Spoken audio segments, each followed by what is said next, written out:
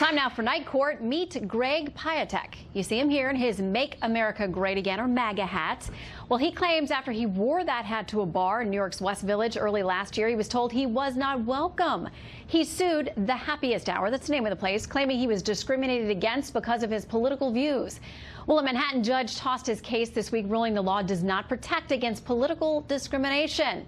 Let's talk about it with tonight's Legal Eagles, criminal defense attorney David Bruno and former criminal defense attorney Emily Compagno. Welcome to you both tonight.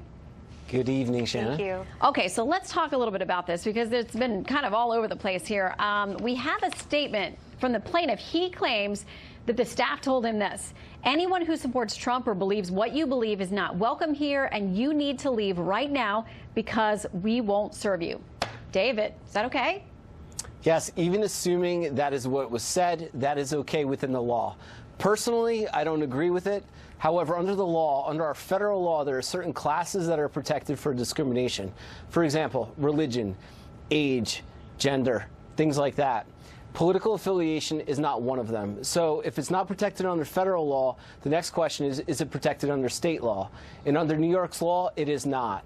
So that is why it would be okay. That is why the judge issued his opinion as he did. Okay, so this is something that we get now from the owner of this bar. He says this: at the Happiest Hour, we firmly support women's rights, marriage equality, gun control, the environment, and regard for the truth. We don't discriminate. Says the guest wasn't kicked out because he was wearing a Trump hat. He was asked to leave after being verbally abusive to our staff, which is something we don't tolerate, regardless of who you are. Emily.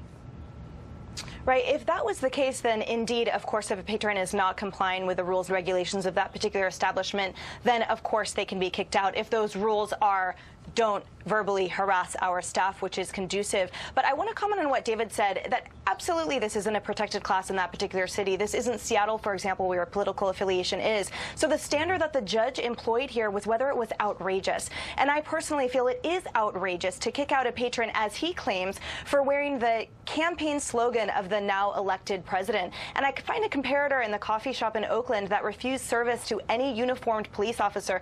To me, I mean, I'm not a public moralist, but why don't they say, look, actually, this bears on me to you with a MAGA hat, and I'd like you to tell me, why did you vote for this person? Or to the cop in Oakland, why don't we give you a cup of coffee for free and we invite you to sit down with our community and let's foster a discussion so that we can bridge that gap, rather than, to me, employing the same ugliness that this bar claims that hat stands for. Okay, I want to get you both quickly to react to this, because the story was tweeted out. The judge rules that the bar can refuse service to Trump supporter wearing the MAGA hat. Conservative gay columnist and pundit, great on Twitter, Gabriel Maller, tweeted this: bake the damn cake. Referring these cases, we're waiting for a big one from the Supreme Court right now about whether or not, you know, people who run a bakery can decline, or photographers for a wedding business, that kind of thing, can decline to take part or lend their talents to something that they don't agree with.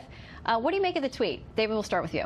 Yeah, like you said, big case coming out of the United States Supreme Court. It's a little bit different, though, because there the bakers are relying on the First Amendment to say that's a violation of their First Amendment expression of religion. So it's really not comparing the same issue here. And quickly, Emily, 10 seconds.